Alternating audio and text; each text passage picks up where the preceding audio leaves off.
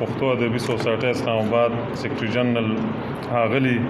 وقار علي شاه دریاب صاحب ته خواست کوم چې راشي د شفق صاحب کلام په خوږ اواز ډالۍ کړي تاسو ته.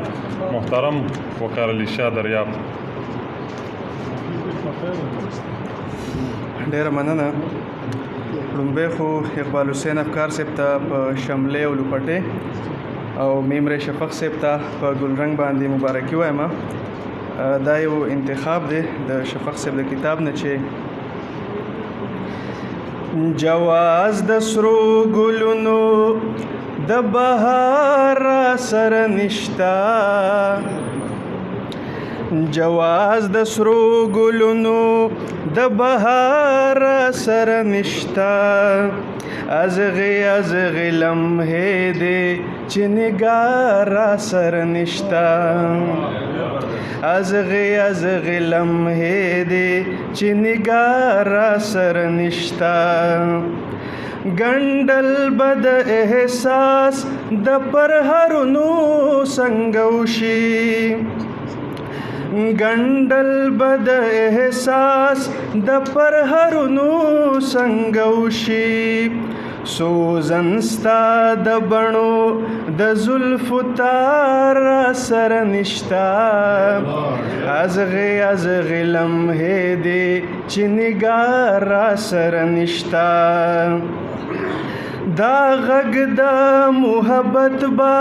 د لیلا غوږو ته رسي، دا غږ د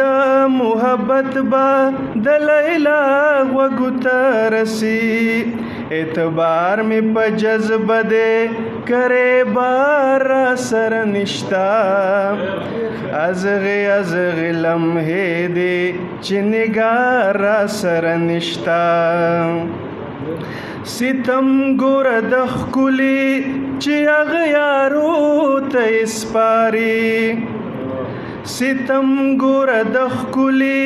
چې اغیارو ته سپاري، وطن زما د زړه دی خو اختیار سره نشتا. مننه مننه. ستم ګوره د ښکلي چې اغیارو ته سپاري، وطن زما د زړه دی خو اختیار سره نشتا، ازغی ازغی لمحې دې چې نگار سره نشتا، دا نه چې سڼسترګه د پښتو کولی نشو، دا نه چې سڼسترګه د پښتو کولی نشو، همزولو بې نوایو چې اخبار سره نشتا، همزولو بې نوایو چې اخبار سره نشتا، ازغی ازغی لمحې دې چې نگار سره نشتا،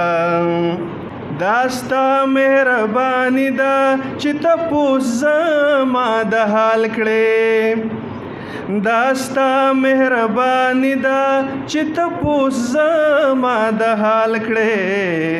هر سلرم شفقه خو قرار سره نشتا، هر سلرم شفقه خو قرار سره نشتا، ازغی ازغی لمحې دې چې نگار سره نشتا، جواز د سرو ګلونو د بهار سره نشتا، ازغی ازغی لمحې دې چې نگار سره نشتا. ډېره مننه. ډېره مننه وقار علي شاه دریاب.